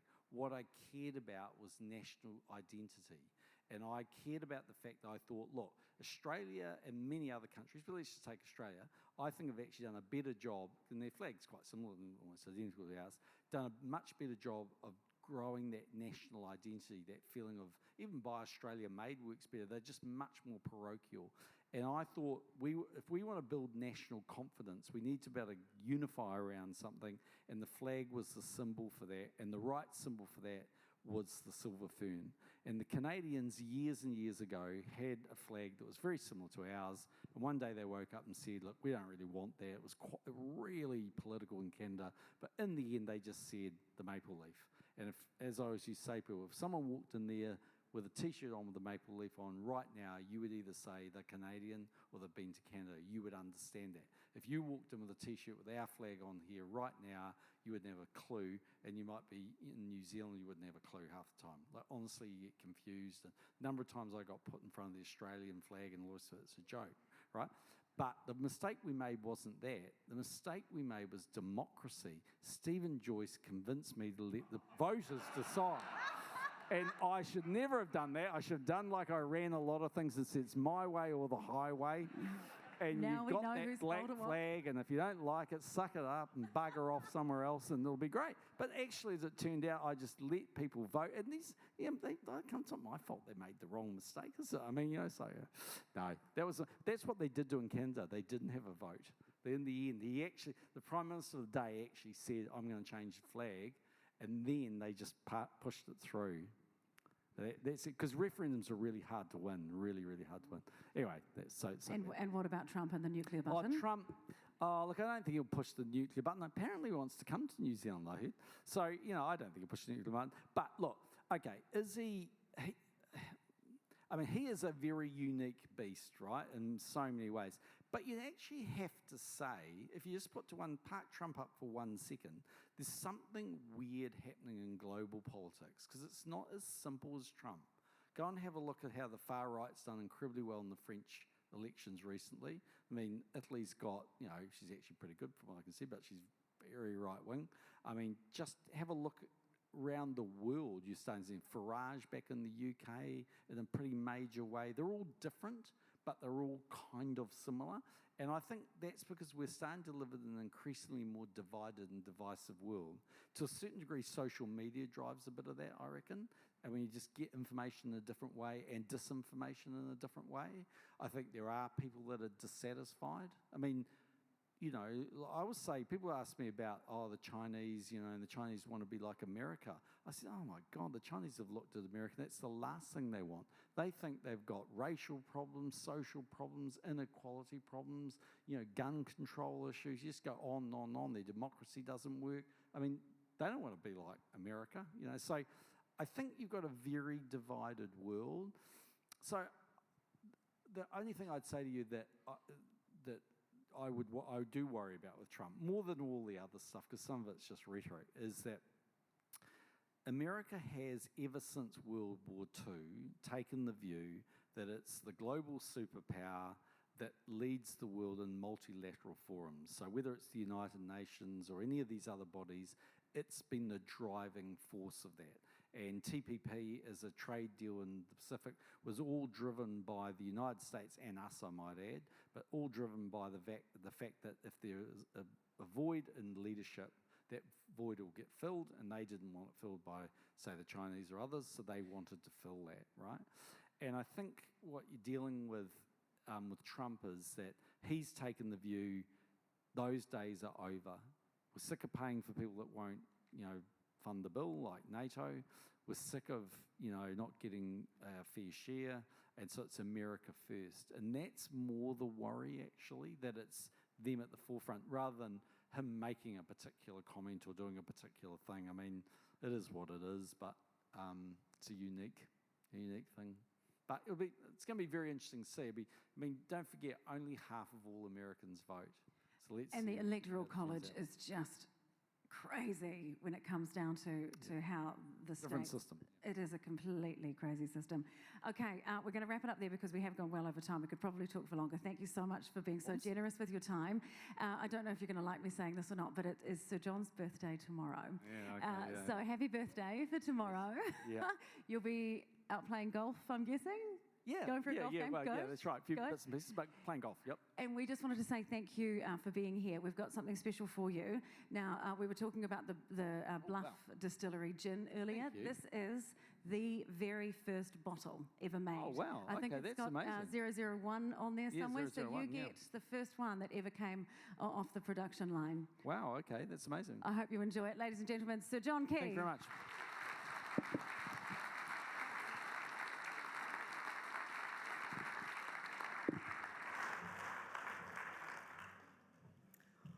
Oh, that was good. Yeah, there's a whole bunch. I've got screeds of notes here that we didn't quite get through, but thank you for your great questions. I really appreciate that. Yeah, there's a lot to think about. And yes, wait and see what happens in America. Oh my gosh, buckle up, it's going to be a wild ride. Right, we are moving on.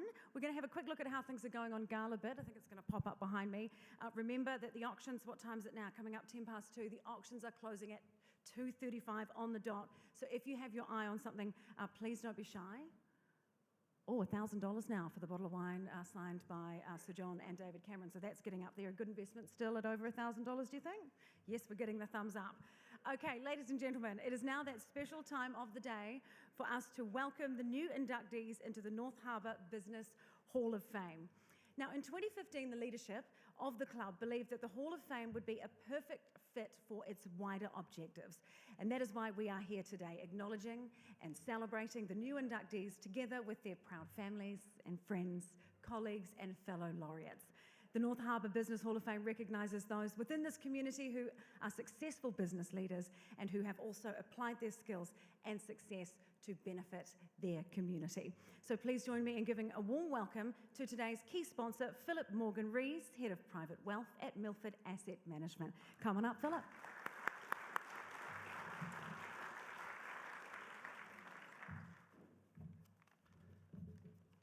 Thank you, Samantha. Sir, ladies and gentlemen, on behalf of Milford Asset Management, we're delighted to be a sponsor of the Business Hall of Fame event and more broadly to support the North Harbour Club and the excellent work the club does. It's a connection, as you heard earlier, that's been running since 2016, and we at Milford fully support and share those values of rewarding excellence and supporting the community. Not to be in competition, but Milford have set up their own foundation, and we would like to think we work alongside the North Harbour Club in supporting good causes. For those who don't know Milford, and I promise I won't take long, we manage $23 billion for New Zealanders across wealth management, investment funds, private equity, and KiwiSaver through a range of award-winning funds. And that's supported by what we like to think is great service and advice. Service, the latter, we've been awarded the Consumer New Zealand People's Choice Award for the last 7 years running, and the CanStar Provider of the Year for the last 4 years running, which really, really does delight us. We're thrilled, really, to be recognised not only for long-term performance, but also service and communication. I would like to acknowledge and thank our guest speaker, Sir John. Really enjoyed that. Thank you.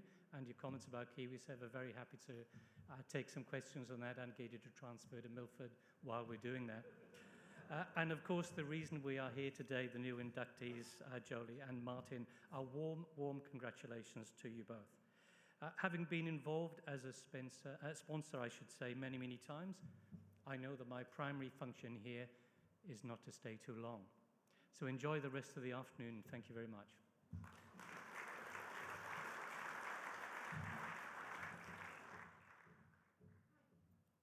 Thank you so much, Philip. I'm actually going to invite you back onto the stage, Philip, for our inductions, which are happening now. We're going to also hear from Club President, again, Mike Atkinson. Come on up, Mike, and Club Patron, Gary Monk. And Gary, can I also say thank you so much for donating that bottle of gin for Sir John. Fantastic. Let's give them a warm round of applause as we head into our inductions.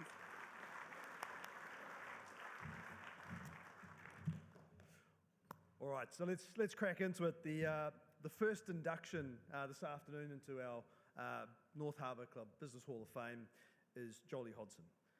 Jolie is the CEO and Executive Director at Spark. Jolie is an advocate for diversity, inclusion, digital equity, and she's passionate about supporting women in business. In 2024, Jolie was recognised in the King's Birthday's honours as a member of the New Zealand Order of Merit for services to business, governance and women. Here's a quick little insight into Jolie's story.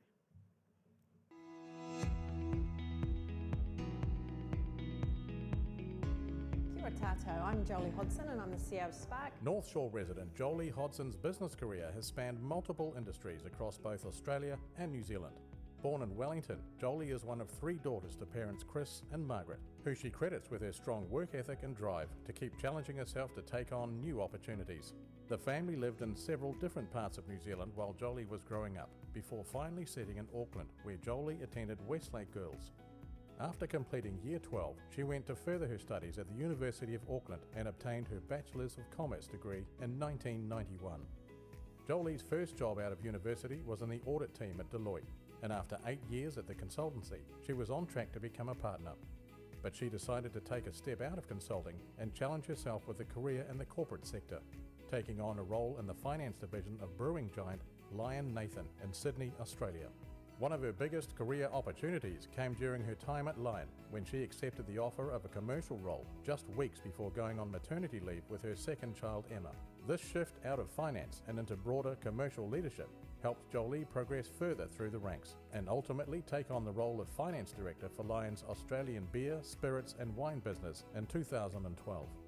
After 12 successful years at Lion, Jolie decided to head home to Aotearoa to become CFO of Telecom in 2013. Here, she played a pivotal role as part of the executive team that oversaw the turnaround of Telecom, which is to this day one of New Zealand's most notable corporate turnaround stories.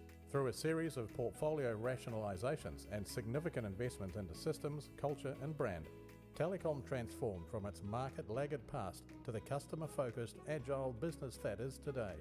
Jolie took on the role of CEO of Spark Digital in 2016 before stepping into the top job of CEO and joining the Spark board as an executive director in 2019. Under Jolie's leadership, Spark has continued to transform from its traditional telco roots to a much broader digital services business, with significant investments being made into high-tech solutions and nationally significant digital infrastructure. During her career, Jolie has always maintained a steadfast focus on paying back the opportunities that she has been afforded, with a particular focus on supporting women to succeed and achieve equitable representation in business. When Jolie became CEO of Spark, there were only a few female CEOs in the top 50 listed companies in New Zealand, and women made up the minority of directors and senior managers across the country. Under that leadership, Spark has focused on helping to change that reality with sustained investment into diversity and inclusion and digital equality, recognising that underrepresentation in the tech sector is not only an issue that impacts women, but also Māori and Pacifica. Spark hit its target of at least 40% female representation at a board, leadership squad and wider leadership group level in FY21. And has since expanded its ambitions with a goal to increase Māori and Pacifica representation, now a feature of its business strategy. This commitment to driving progress for women extends beyond Spark's walls, with Jolie playing an important role in advocating for change more broadly across the business community. And as a member of Global Women, a champion for change and a founder of On Being Bold. Jolie served as the convener of the Climate Leaders Coalition for 2 years, uniting New Zealand businesses that account for 32% of the country's GDP to raise the bar on what business leadership on climate action looks like in New Zealand. The coalition has worked together to reduce emissions by 3.6 million tonnes since 2018.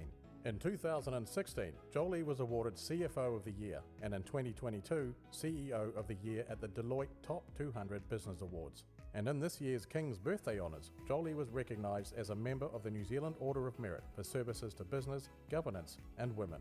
Jolie credits her career success to the encouragement of many mentors, the collaboration of her peers, the support of her team and the unwavering love and patience of her husband Gareth, son Sam, daughter Emma and her wider family. Tonight, we acknowledge a hugely deserving inductee into the North Harbour Business Hall of Fame. Please congratulate Jolie Hodson.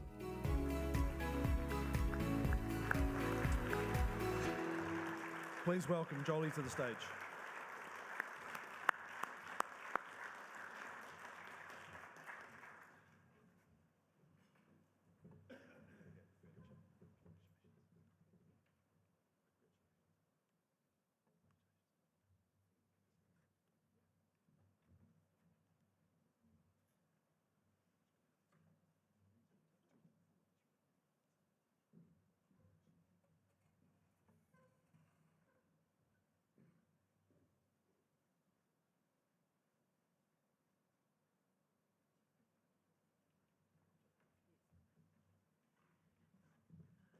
Kia ora tātou and good afternoon everyone.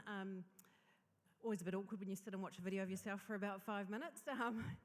But one of the things I was reflecting on as a girl who grew up on the North Shore and went to Westlake Girls, I'm not sure when I was 13 and starting out there that I could have thought about the opportunities that were possible for me in life and in my career.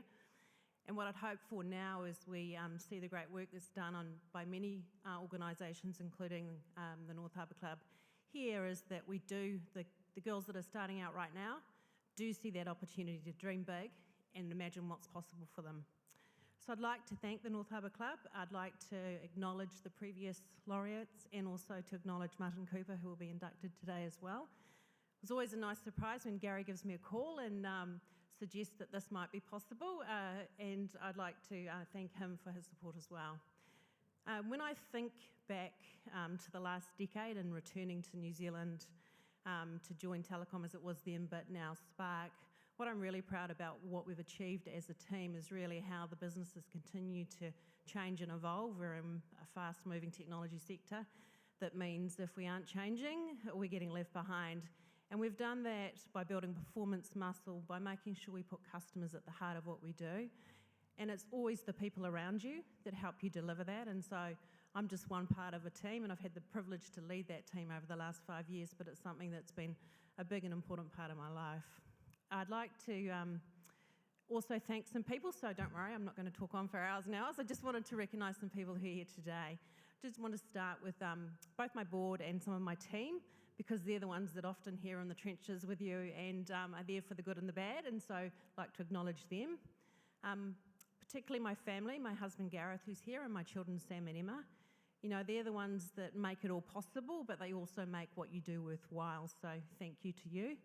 To my mum and dad, who are here as well and come up from Tauranga for this, really to just say that all pathways lead back to you in terms of the values you set in front of us, giving us, you know, the idea that hard work is really what gets you where you need to, and having the courage to back yourself to try things. I'd also like to thank my broader family, friends, the crew that have been with me throughout my life. We've got some of the Westlake girls here as well from that time. So just to acknowledge you, because you are here for the good and the bad. So thank you everyone, ngā mihi nui.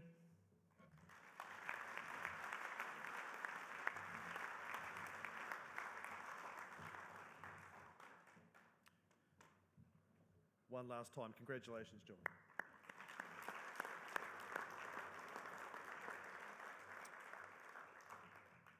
Our second inductee this afternoon is Martin Cooper. Martin is the Managing Director of Harcourt's Cooper & Co. Martin has over 4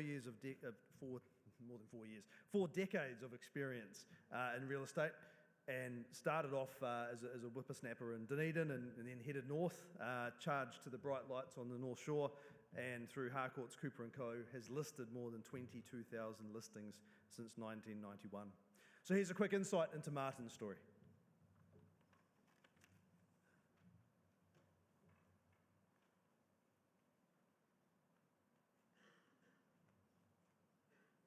The North Shore, what a great place to live. Well, that's a voice and a catchphrase synonymous with Mr. Martin Cooper from the day he embraced the North Shore and moved his family here from the South Island in 1996. Martin grew up in Queenstown in the 1960s and 70s and attributes much of his business success today to the role models he had growing up. His parents, Warren and Lorraine, served as Mayor and Mayoress of Queenstown for 3 terms. And Warren was the National Party MP for Otago and Cabinet Minister in the Muldoon and Bolger government for some 24 years. Through these times, he learnt the value of honesty, hard work, and caring for people within the community. In his early years, he was involved in the winter sport of skiing and was the Wakatipu Ski Club junior and intermediate champion. In the mid-70s, with his family moving to Dunedin, he became more interested in rugby and real estate. Playing for the first 15 and then many seasons of Prem's rugby for the Dunedin Rugby Club, Martin built a great passion for teamwork, rugby, and the community. Whilst living in Dunedin, Martin had his first foray into real estate, selling his first property in 1983, which lit a fuse and had him establishing Cooper & Co. Real Estate in 1991. He grew that company from a 0 to 25% market share in 5 short years. It was then the decision to move to Auckland's North Shore was made. Since that move, Harcourt's Cooper & Co. Real Estate have become renowned for supporting local schools, bowling clubs, sporting events, the arts and mental health. They also have a designated community relations team to help support these organisations.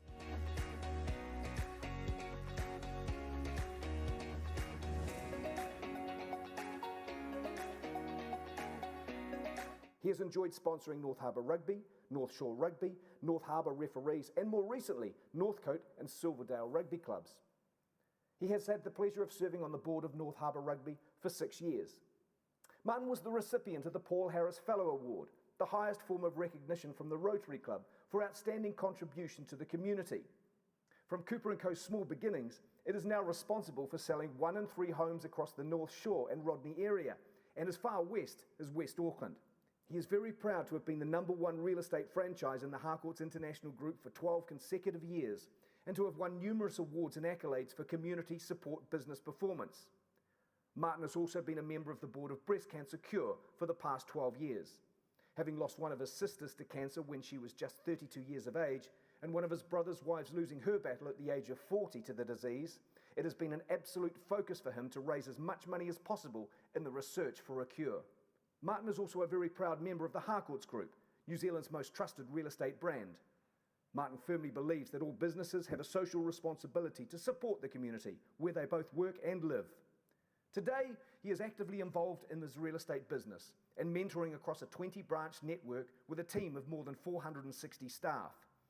He is also a very proud partner, parent and grandparent. Alongside his partner Kim, between them they have 6 children and now 10 grandchildren. He is very grateful to be running a successful business and being fully engaged in both family life and our community. He very much looks forward to many, many more years of support and engagement in that beloved community. He is very honoured to accept this accolade. Ladies and gentlemen, Mr. Martin Cooper.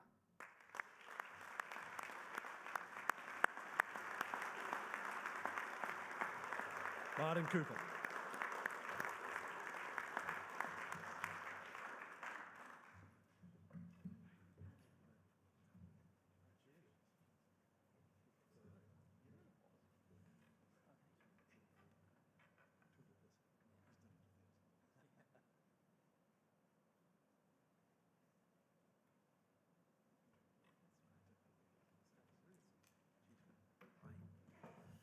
Well, the North Shore, what a great place to live. And I have to say, after that, it's even a greater place. So thank you very much. And to the North Harbour Club, just a shout out to you, what you do in our community, particularly with the young New Zealanders, 14 Olympic participants, the grants, the money that is raised today is just fantastic. And to the other laureates now, I can say the others. What a fine group of people, and I'm so proud to join such great industry leaders and to be in that group. Very, very, very moving for me. And when I look at why for me is the North Shore such a great place to live, I was thinking through why do I say that, but it really, to me, it's the people. It's the people here. And, some of you, there's a few older faces here. Can you remember when the Harbour Bridge went in? Murray, you will remember back in 1960, or 1959. The population here in those days was only just over 50,000 people. And now we move forward to the last census with over 250,000 people living here on the beautiful North Shore. So it is the people, the diversity of our population. And what I love about it too is I came from the south here, and it didn't matter here, it didn't matter what school tie you wore, or just if you fronted up and people liked you and trusted you, they'd do business with you. It's a very welcoming community, and that's one of the things I love about it. But you've also got the beaches and the schools and the university, and there's just so many wonderful things. Even the Millennial Centre, where all those fine athletes are training, right here in our beautiful North Shore. So I do love that part of this place, and I'm sure, Sir John Key, you will love this place because the 5 electorates that border on the North Shore, from Orewa, East Coast Bays, down to the North Shore electorate across to Northcote and out to Upper Harbour, all held by National Party. So it's my brand's blue, and I love the blue colour. And I'm also very, very pleased with the direction, the new leadership of our country, because I'm a firm believer in a strong economy allows a government to look after all people in the country, and that's what I believe we need, proper economic direction and leadership to sell our country. And that gives me, as a business person, the opportunity to grow a successful business, so I can look after my people, I can look after my community, which I think is vitally important. So I'm very pleased. And when you're going to bid on the auctions, or if you want to upgrade your home, when you're bidding on the auctions, be confident, better times are ahead. We're heading on the right track. But also, thank you, I get to collect awards through my real estate company, but you do it through a team. So I've got some friends and family here, and I've got a great group of my leaders here who every day are committed to helping their people and helping make better communities. So it's great to share this day with you. I also, I've got one of my key mates, my developer client here, Nigel McKenna. He's investing millions of dollars if you go up to Long Bay if you haven't been up. Some of you who live in Devonport don't even know it exists. But it's just a whole new suburb, making the North Shore a better place to live. And we've got some great stuff up there for you to look at too. You said no advertising in 2 minutes, but hey. I've also got my Harcourt's leader, Mike Green, running Harcourt's. He's moved over. We're in 11 countries now, international company. Started here in Wellington in 1888. We're the most trusted brand. So I've got a great group that I'm involved with. And also you look closely to your family, and I mentioned family in the video introduction. But looking here, I've got a couple of son-in-laws here. Keeping close eye on them. They're in the business working away. I've got 2 sons here. One of my sons, Mitch, is working in the business with me. Another one, Blake's got a construction business here, battling away, waiting for the economy's going to get better, Blake. It's coming through. Anyone needing some renovations, new home? I can't help myself, but I've got to stop that. But what I will say is Esther's here too. She's worked with me in the company, my stepdaughter, for 19 years, helped me. So having good people around you is the key, I believe, to success. And also, I look at my partner, Kim, and she is so good. Like, I can be, woohoo, I won the award, but I'll still be putting the bins out tonight. Don't worry about that. I won't get any favours on the chores when I get home. A boss at work, but not so much at home. But it works really, really well. And I also look at my parents here, Jolie. I've got my parents here too, and really, I think as parents, it's the role models by doing rather than saying. They always worked hard and had great values, and I learnt by what they did, not so much about what they said. And I think a sense of humour is pretty good, because they live in Queenstown. I'll often ring home, just to check in, and I'll say, Dad will answer the phone occasionally, because Mum does most of the admin around the house, and if he does answer the phone, I'll say, what have you been up to today, Dad? And he says, chasing your mother around the house all day. I just can't damn well catch her. So, and he's 91, and Mum just had a birthday at 88, so that's pretty good. So my plans are, I've got a great family here, I've got grandkids. I want them all to grow up and have a prosperous environment, a great environment to live in. And I'm hoping, in 30 years' time, when one of my sons rings me and says, what are you up to today, Dad? And I'm going to say, I'm chasing Kim around, but, I'm going to be a bit fitter. And I'm probably going to catch her. So, hey, this is a great honour for me, and as a new, an immigrant here to the North Shore, to get this accolade, it's really a real boost, and I look forward to helping grow this community to an even better place as we go forward. So thank you all very much. Great honour.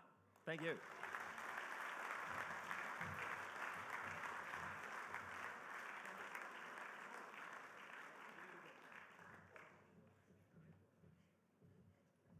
Oh, how good, how good. Thanks so much for presenting those laureates. And well done again to Martin and to Jolie. It's like the Olympics all over again. I'm getting emotional watching the videos and hearing you both speak. It's awesome. It's great to be able to celebrate your successes. So congratulations once again. How are we going? Oh, 1 more minute to bid in the live auction by my watch. So if Apple's right, or it might just be closing. So get those last bids in if you want to. We're going to crack on with the live auction part of today. So please join me in welcoming to the stage Shane Cortez, the National Auction Manager at Harcourts NZ. Come on up, Shane.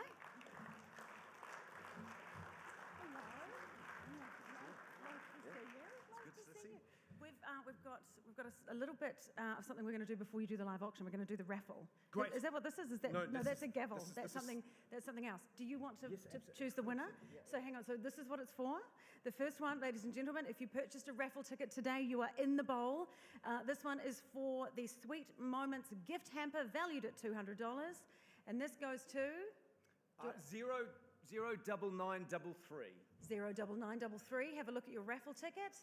Do we have a winner? 09933, ladies and gentlemen. We've probably forgotten where you've put them. That's what I always do. Yes, here we go. Come on up. Congratulations.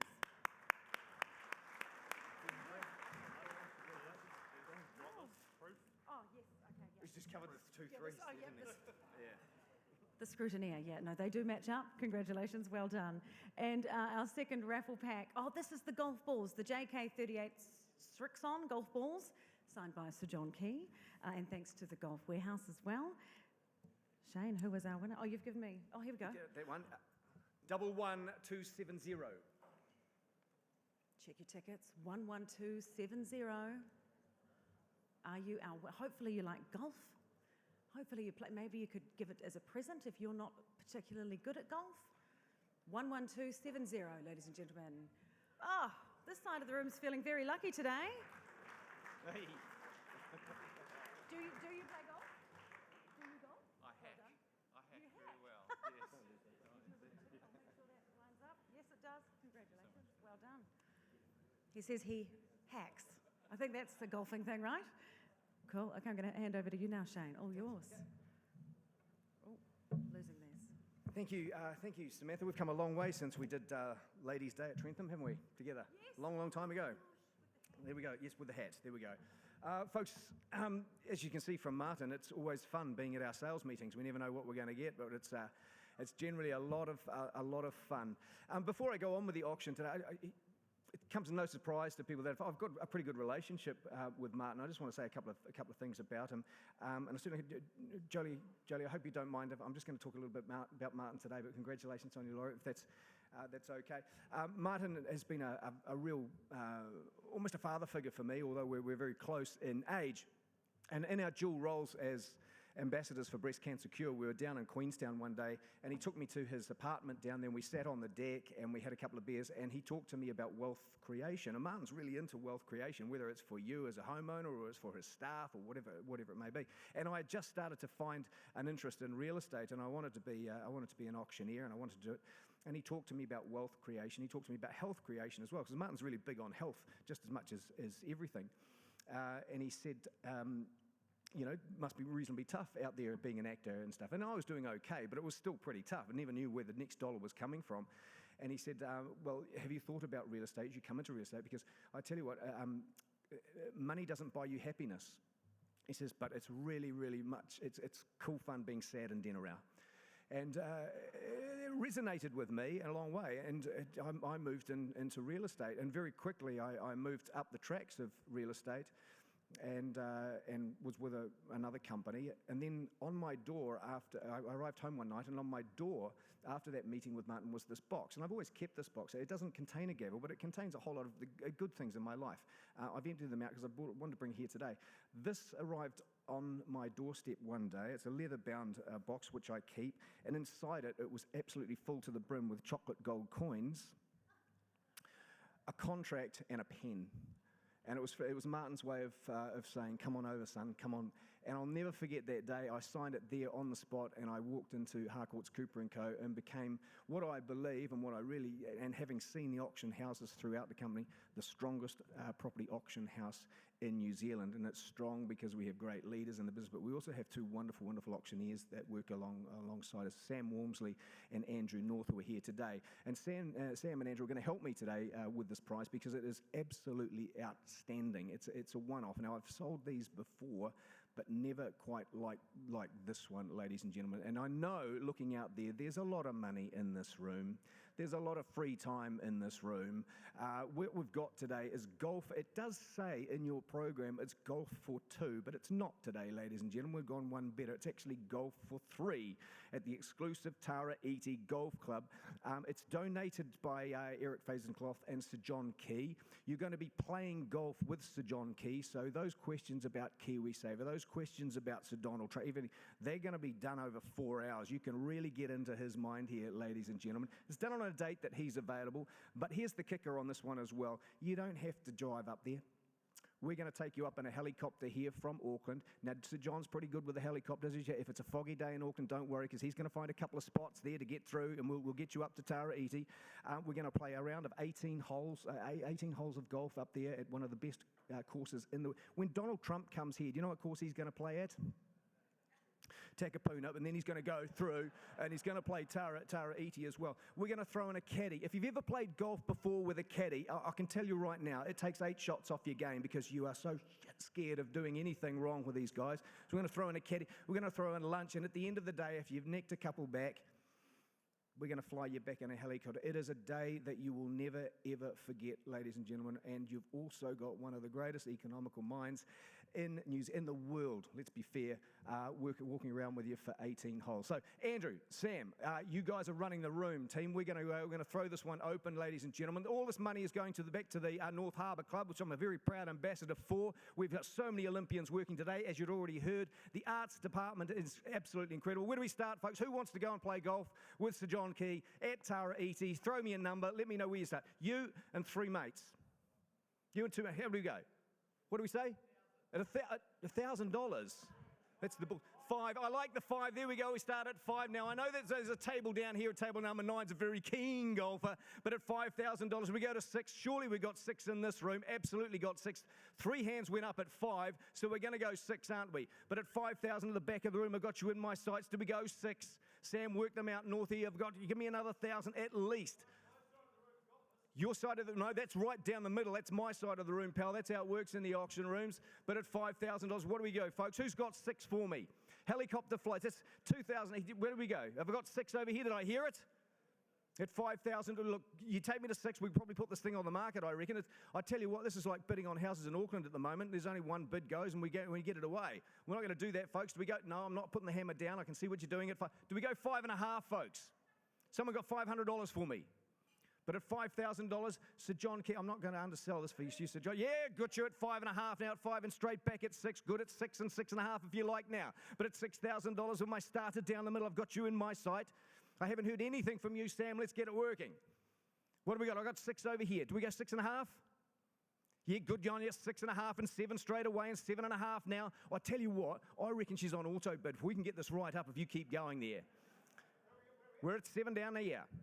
7.5, I've got it. 7.5 and 8 straight away at 8. I'll tell you what, you need to get to 10. 10's a good number. 10, did I hear it? Yeah, I got it, 10. Did I hear? Yeah, good. $10,000. You listen to the room now. I appreciate it, my friend, at 10. At $10,000, we put 10% on and go to 11. We do, don't we? That smile says you got a lot of money, pal. He's got a lot of money in his back pocket.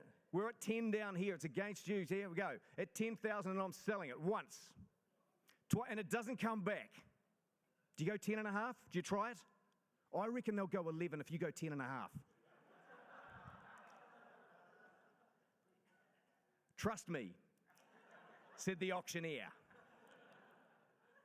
At $10,000 and I'm selling it away, Sam. Were you all clear on the side of the room? Once. Twice. No, he didn't, Andrew. Third and final time at $10,000 and we sell it away. We happy? We done? We silent? Going? Going? You're going to Tara Iti. Well done. Well bid, well bought. I'll pass you back to Sam.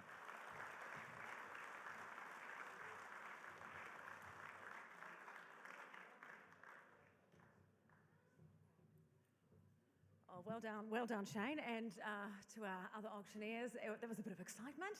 Good stuff, guys. I hope you're going to enjoy that. It's going to be fantastic. Okay, well, that brings the formalities this afternoon to a close, ladies and gentlemen, for the North Harbour Business Hall of Fame Luncheon. Now, those of you who have won the silent auction item that you bid on, you should have, if technology is with us, a notification on your phone telling you so. Please head over to the North Harbour staff at the auction desk down the back of the room to collect your items and to organise payment. Thank you for that.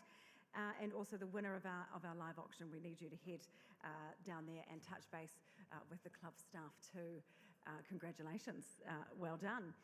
Now, I just want to say once more that this event would not be possible without the generous sponsors and supporters, so thank you once again to Intersea, Euro Vintage Wines, Benefits for all the printing and design, Livewire AV, Epicure, Auckland Conventions, and the Golf Warehouse. And a special thank you again to our Business Hall of Fame sponsor, Milford Asset Management. Let's give all of our sponsors a big round of applause. Thank you.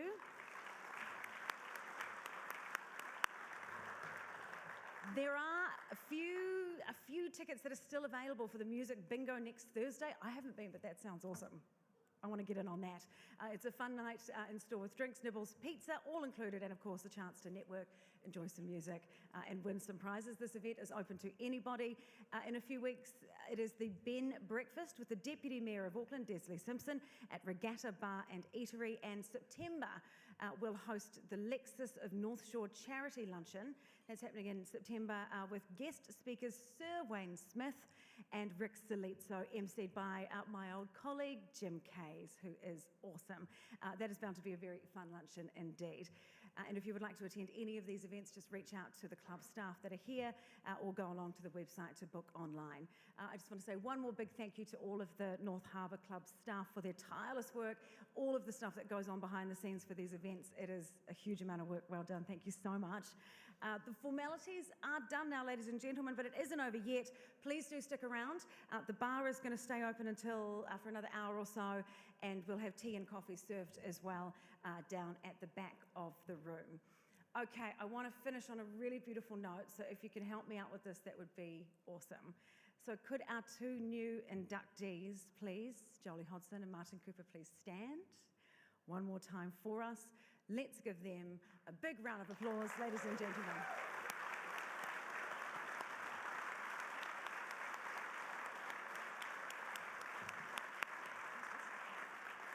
If you can stay standing for me, that would be great. I'm sure this has been a very proud occasion for your family, friends and colleagues. And could I also now invite all of the other Business Hall of Fame laureates in the room. If you are here, can you also please stand for me? Where are you guys? Come on up, that's fantastic. Thank you so much. And I would like to take this moment to give all of our North Harbour Hall of Fame laureates a big round of applause and congratulations.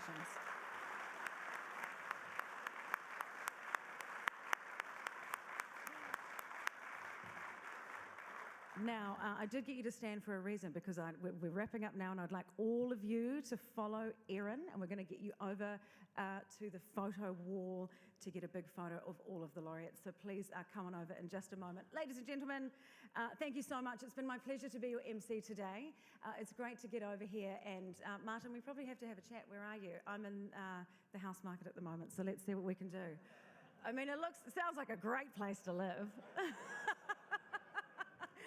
You've convinced me today, if nothing else. Okay, take care, drink responsibly if you are, get home safe. Ngā mihi nui. Thank you so much for having me. Thank you.